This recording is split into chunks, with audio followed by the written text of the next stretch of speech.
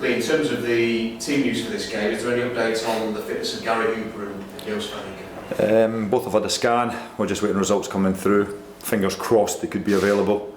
At the moment, you've got to say it's a doubt, but until we've dotted the I's, crossed all the T's, we won't know 100%. So maybe have a greater grasp of that later this afternoon, stroke tomorrow morning. Is there any good news as well with Barry Bannon and Kieran Westwood? Baz is on the grass today. Might be a game too early. And Wednesday's still not available. Overall, is there better news coming forward now in terms of the injuries? Because it's been one of those years so far, hasn't it? Yeah, with regards to the injuries, I think the last 2 or 3 weeks we're looking at players being 5-6 weeks away. Now we're looking at them being 1-2 weeks away. So that's a massive benefit going at the January period. I think we have not nailed down dates of people coming back, but we're a lot closer to identifying potential fixtures where we might have another back. He might be back for that one. So yeah, it's a lot clearer on where we're at with regards to the squad and the returning players. In the game against Nottingham Forest, the team appeared to be more attack-minded than they had perhaps at any other point this season. You won the game 3-0. How different was the approach and the setup compared to when Carlos was in charge? I just decided to go with 4-3-3. One behind, 2 in front. Some people play the 3 in midfield with the 2 sitters and 1 in front. I just went 1 with 2 in front, and the 2 in front were attack-minded players and Hooper in reach.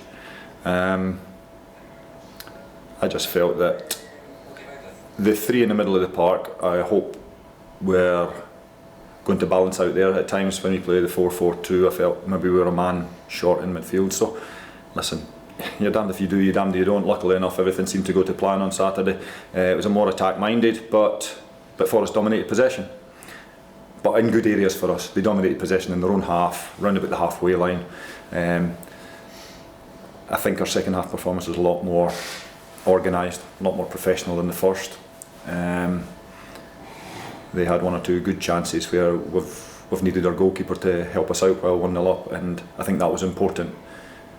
Obviously, with results recently, there's been a little bit of fragility, so it was good that Joe produced those saves at those crucial periods. How well has he played, do you think, since coming in for Kieran Westwood? I think he's been fantastic. We've all known the talent. I think the biggest problem the kids had is he got a fantastic goalkeeper that has been in front of him, and he's probably not played enough first team football. People will say, why don't you put him out on loan? And then that weakens us with regards to backups if Westy does take a knock or something. So the kid's caught between a rock and a hard place, to be honest with you, and he needs regular first team football, but it's difficult to do that at the moment, to let him go out, as it gives us a little bit lack of cover in that sort of area. I thought he was fantastic against Middlesbrough, did brilliant, but people will focus on Middlesbrough first goal, which is a shame, because other than that he was excellent. No chance with the second goal, saves a penalty, a couple of great saves to keep us in the game at that time. So, and then down at Forest, deservedly gets the clean sheet and plays a massive part in that, and could potentially be man of the match for us on the day. And is it a good sign that that's a young player that Wednesday develops who's showing some promise there, and are there more players to come, do you think? There's more to come. I think the first one that's still at the club, I mean, you can go back to Spur and Beavers and people like that, but obviously Liam Palmer's been at the club since he's been 9 years old, and now you've got Cameron Dawson and Joe Wildsmith coming through the system of a very high quality, and deserve their opportunity to be involved with first team football at this club. There's 2 or 3 others behind that are doing well at their various levels, from under 14, 15, 16 and 18. 23s have won the league last year, but again, the jump from 23s to championship football is a big jump, and you've got to be careful. You can make players' careers and you can ruin players' careers if you throw them in too early. But I'd have no problems, given the current crisis with 1 or 2 injuries and bodies and that, if we need to call him one of them, I'd have no problems putting one in. What did you make of the way that Lucas João played in that game against Nottingham Forest? Not just the goal, his work rate, the tracking back he did, his overall performance. I think a lot of people at the game would have pinpointed Lucas as potentially their man of the match and the influence he had on the game, and obviously the goal was phenomenal, the way he does that, and that proves the sort of quality he's got. But for me, the biggest part of it was his defensive duties, the bit he finds hardest. I think it helped in the second half that it was on our side of the pitch, that we could keep in his ear and keep him going and keep pushing him and everything. He's only played a few games and a few starts, so understandably getting the fitness and the pace of the game and everything was always going to be a challenge for him initially, and at times trying to keep him pushing to do that defensive side of things. And the only reason he came off was because he got a bit of cramp later on. But it's been great for us to have somebody of that ability, somebody of that age. We've got to understand that without playing regularly, getting consistency is difficult, so he's earned his right in the team. But again, he put so much work into that game. Again, we've got to balance that and be careful with regards to the decisions we make with regards to the starting lineup for Brentford. So he's got so much potential, hasn't he? He showed that in his first season. You know, is this an opportunity for him now? Is it something that you might say to him, like, look, take this now, you've had a great game against Forest, build on this? We'll go back to the injuries, and I think with the amount of injuries we've got, it opens up opportunities for a lot of the players that maybe haven't had a great deal of first team football. So to be honest with me, with the injuries, it makes selecting an 11 stroke an 18 a lot easier, because it's the only players we've got. So people like Lucas are definitely in the frame to get an opportunity. Big Atty started the previous game, did really, really well. Probably unfortunate not to start again, but we just decided to go in a different direction with regards to the formation. So these guys, again, with the injuries we have, will have opportunities to play, and then it's down to them. What does it say about Jordan Rhodes' confidence level as well, that when that penalty is awarded, he's practically gone and got the ball and said, I'm taking it? I was delighted for the kid. I don't think his father was breathing on the bench when he stood up to take that, and as cool as he took the penalty as well. I couldn't believe it. I thought, right, he's going to put his foot right through this, and he was as cool as a cucumber putting in that side. It was fantastic, and delighted for the kid. I think that's a bit of a monkey off his back in his own head as well, because we can go back to the historical side of it with the playoffs and the Leeds thing, but class is permanent, form is temporary, as they say, and it's one of them that he's always been a goal scorer. It doesn't mean he's going to play every game, of course it's not, because we've got quality players in here, and it's up to him to keep producing the goods in the way he did. And he's another one that had a good game against Forest, but the biggest aspect, like Luke as well, was the amount of work he did off the ball in the defensive side of things, and we needed that, and I think he'll have taken a lot from that 90 minutes. How well is Adam Reach playing, do you think, at the moment? It's the best period he's had. I think a lot of people initially questioned him, queried him. He's played a lot at left back, a lot at left side, and he played against us a season ago or 2 seasons ago for Preston in that number 10 role, just off the striker, and I felt that was the part of the reason I wanted him to get in there with Hooper. I thought Adam's got the legs to run box to box and get in and support Jordan as a one up top, where Hooper's the one that comes links play and gets things going. Adam's on fire, and again another one challenging for man of the match for me with regards to Saturday. I thought the work rate and the energy he did, and just to turn the pace for the third goal where he sets up, he left 2 or 3 of their midfielders like floundering, and then to roll the ball to the side, and obviously Lucas has got a wonderful finish, and that's late in a game where you've put in so much effort up to then. No, I think his adrenaline's very high, and I think he's enjoying his football at the moment. In the last hour, Carlos Carvalhal has been named the new manager of Swansea City. I wonder what your reaction is to that. You know what, it's not a surprise to me. I think if you look at the overall 2.5 years that Carlos has had in English football, he's done an unbelievable job. He has done an unbelievable job. Now, same as anything, people focus on the most recent sort of scenarios, but him and his staff, shall I say, because there's 3 or 4 other lads that have played a big part in Wednesday over the last couple of years.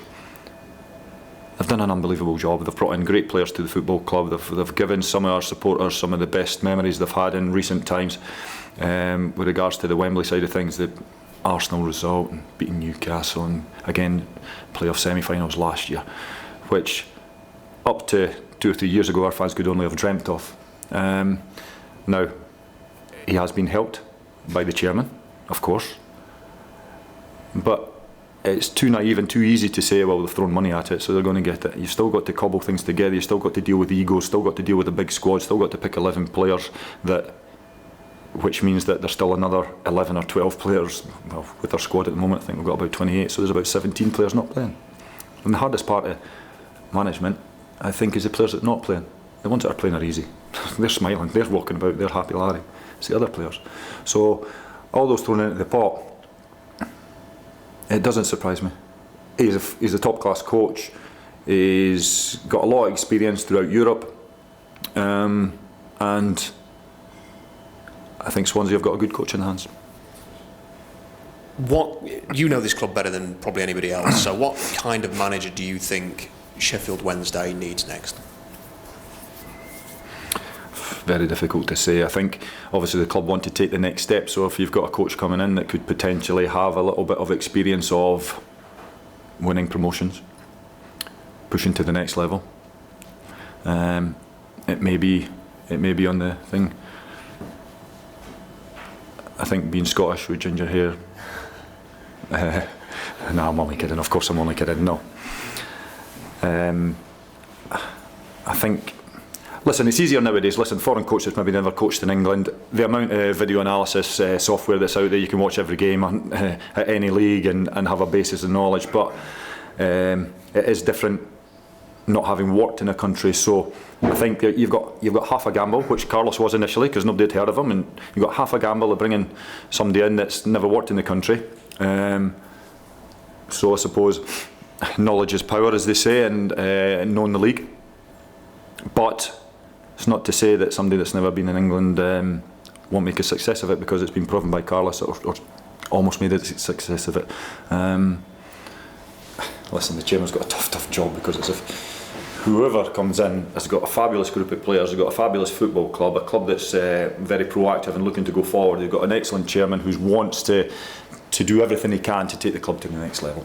So there's a lot worse jobs out there for somebody to get that opportunity. Would you like the opportunity, working alongside Andy Rhodes and Neil Thompson, to manage this club for several games? I think you said initially it's going to be till January the 1st and then it'll be taken from there, but maybe even to go into January and show whether or not, you know, as a coaching group, you could be the ones to take this club on? I'm loving the opportunity that the chairman's given me over the last 2 or 3 days. I think it's been a tough time for it to happen, just because of the amount of games in such a short time, that you don't really get an opportunity to get players out in the training ground and try and put across your own ideas and thoughts with regards to things that I think at this time of the year it's more about getting players in, rested, recovered and ready to go again, especially with, as I say, with the injuries we've got. So it's a great opportunity for me. I'm enjoying it, as long as it lasts. We'll give out everything. Tomo's been great, and Andy Rhodes has been obviously by our sides since I've been at the club. So these guys have got a hell of a lot of knowledge of first team. I know Tomo's stepped away from it for the last couple of years, but he's been there, seen it, done it under previous regimes at the club. He knows the club inside out. He knows first team football inside out. He knows all the players at the club. And Andy Rhodes has got some of the best contacts in football, especially at championship level. So from my point of view, as you say, I know the club inside out. I know the way supporters think. I know what they're after, minimum requirements and things like that. So between the three of us, I think we've got a lot of bases covered in the short term. But the long term, you're not going to get me pulled on that. That's tough enough job for the chairman to make a decision on that.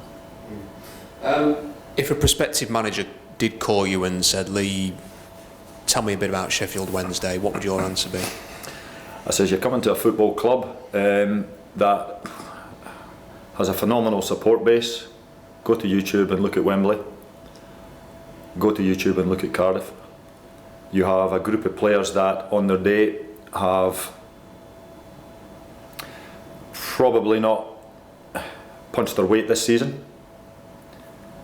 I think that's part of the sadness over the last few days, is that we as a coaching staff and a playing staff have held their hands up and know that we should be better. We should be higher up the league. But the league doesn't lie, and it's a cliche, but the league doesn't lie, and we deserve to be where we are because we've not been consistent enough. But to a new manager coming in, if he went down that name for name and I'd look at clips of individual players, he knows he's coming to a team or a club that has a group of players that on their day and playing to the levels that we know they can, should be up there challenging to get promotion. He's coming in at a period where players are now coming back from injuries and fitness, which is going to strengthen the squad. and with a new voice and a new ideas, I think the future's bright for any potential manager coming in, even with the current group, without even any additional players. I'm sure he'll have his own ideas on that, but if he decides to go with the group of players we've got that come back fully fit, then I think he'd be quite happy with the group he's got. He should be happy with the group he's got. Brentford are a team that like to play good football, tough to beat at Griffin Park.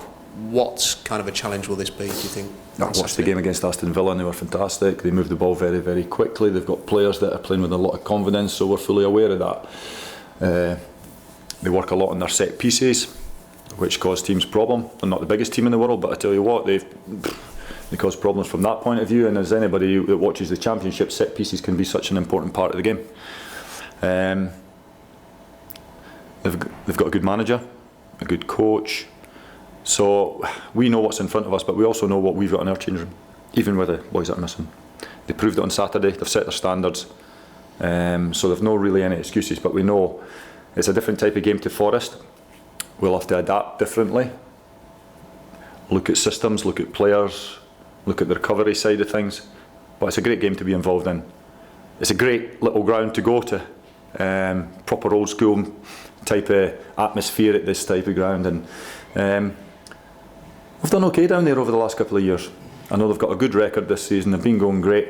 Play with a lot of energy, and that's something we'll have to match at the very least. But we've identified certain things within our team that hopefully can cause Brentford problems. But again, as soon as they cross that white line, you keep your fingers crossed that what you planned and what you want it goes to plan. It did against Forest, and you hope it does again against Brentford. Thank you, Lee. Thank you. What's it been like this past couple of days? Obviously, you had no time at all to see things for the first game, so it was almost blown out of the way. But you've had a couple of days now. Yeah. Is it still a case of just sort of talking through players and making sure they're aware? Because obviously you can't do a lot of things. You're 100% right. As I say, we've had it's been better getting a couple of days, but it's more about information. Sometimes you can give them information overload. I've tried to keep things as simple as possible, with as little, I'm going to say information, with as little information as possible, but straight to the point. It's more a case of discussing with certain players, certain ideas we've got and little theories we've got with regards to different opposition. So the theory we'll have against Forest will change against Brentford, because we know they offer different questions. So it's sitting down with players, it's discussing with players how they're feeling after the game, how they're coming out of it, and how and making sure the guys that were on the bench are ready to go to start. It's a tough period. It's been a bit manic, as I say. You don't get enough on the grass, but it's a time for trusting the players that are available, trusting their knowledge of the game, trusting their experience, and trusting their belief in each other and themselves to try and put the plan into operation. They did it against Forest, and we're hoping they take that on board. And again, it's just up to me to go and trust them and allow them to go and express themselves and show the abilities they've got. And as I say, they did against Forest. Hopefully they can against Brentford. I was going to say, you mentioned trust against Forest, you mentioned the game there. At this stage, do you just sort of go, you're probably footballers, you wouldn't be here, just go out and do what comes natural to you? Almost type of things, yeah, exactly. I mean, Lucas, being the age he is, he's a younger lad who's had ins and outs, had a good first season. Second season was tougher. This year he's sort of been battling away to get his opportunities. So, for example, with Lucas, you just remind him how well he shows himself in training every day, and it's now transferring that into an 11-a-side game and with a big crowd around you. He's not a natural winger, I don't think, but he drifts in off the side to support Jordan against Forest. The boy Osborne at Forest is a fabulous player. I think his better position is in midfield, but he's a fantastic player and we know he likes to get forward. But I think Lucas caused him major problems, and we sort of hindered Osborne getting forward because he was probably Forest's best player against Preston. But putting Lucas out there asked him a different question, and I think Lucas really took on what we wanted him to do, and he proved his summit. For a guy that tall to have the footwork and the ability that he's got, shown exactly in the goal, but 2 or 3 times before that in the first half and second half, he just drags things. He just sends. He sent half their crowd the wrong way at one turn over the far side there with his movement and the way he drops his shoulder. But there's 4 or 5 players there that as I say, the word trust has been a big thing that I've used over the last 2 or 3 days, and expressing themselves, responsibility are the 3 main words that we've sort of tried to put to the players, and allowing them to go and play the way they can, and let them play a little bit freer. No one's really sure what the chairman's thoughts are at the moment. As far as you're aware, you've got a couple of weeks or 3 or 4 weeks, or whatever it is. Yeah. Are you happy for him to say to you, like, we're going to take our time over this, or maybe another month, or maybe another month after that? No problem. Crack on with it? From my point of view, listen, as a Sheffield Wednesday, ex-Sheffield Wednesday player and a fan, then I've got my dream job for 2 or 3 weeks. I'm very, very lucky to have this opportunity. I'm very, very lucky to have the academy staff and Andy Rhodes around me to help me through it. Ultimately, chairman has to make the right decision for the football club, not the right decision for Lee Bullen. So if he needs me to do it for a little bit longer, then I'm here to do it. But it's not an easy one. It's not an easy one for him. He's going to take advice from a lot of people, and he'll make his decision on that. And I'm here to support everything that he needs me to do. Speaking of advice, whenever you were approached to take charge on this interim basis, did you speak to anybody outside the club, perhaps players you played, people you played with, managers you played under in the past? Obviously, I spoke to Andy Rhodes initially and explained the situation to him, but the one person I phoned was David Unsworth at Everton. We did a pro licence together up in Scotland, and David had been flung into Everton in the exact same position as I have recently. And that was a little bit up and down for him. So I spoke to him and asked him his opinions and what, having gone through that scenario, is there anything he wished he hadn't done? Or is there anything he wished he had done?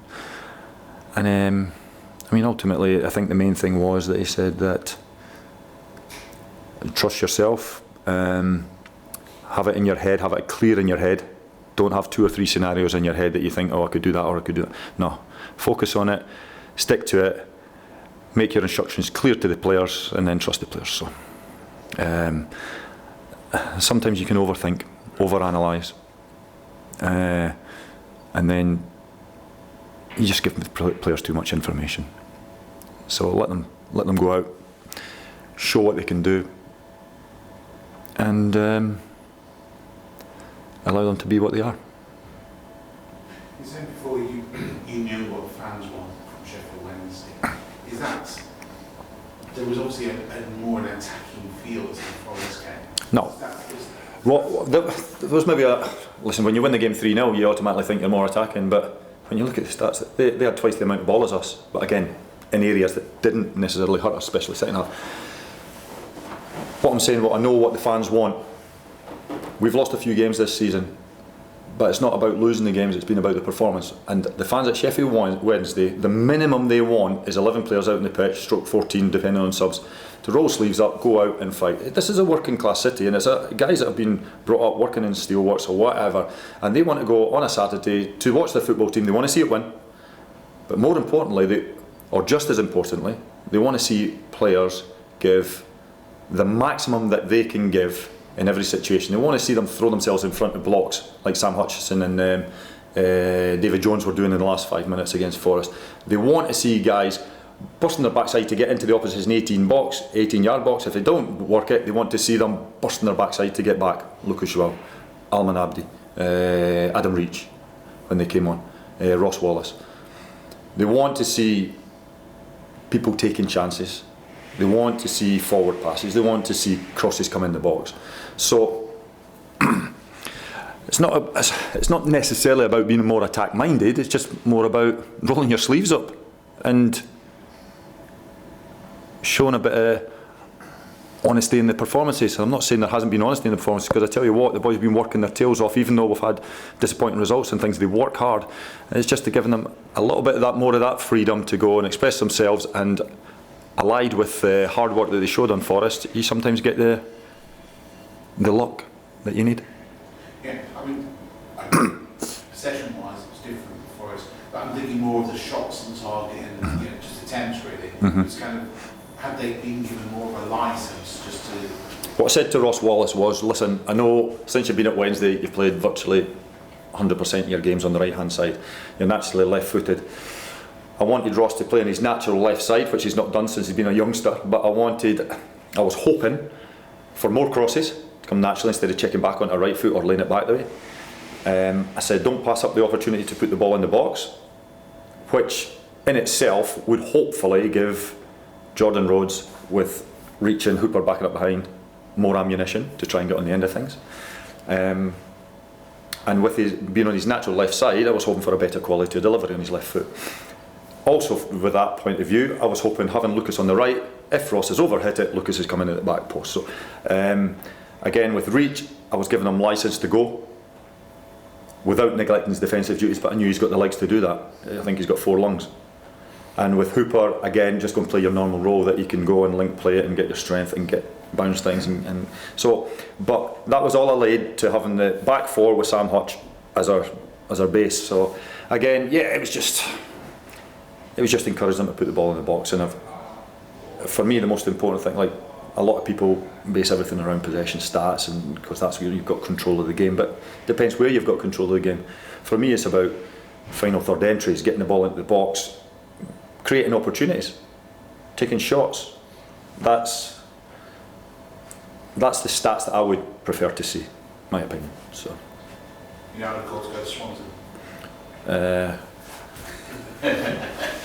No.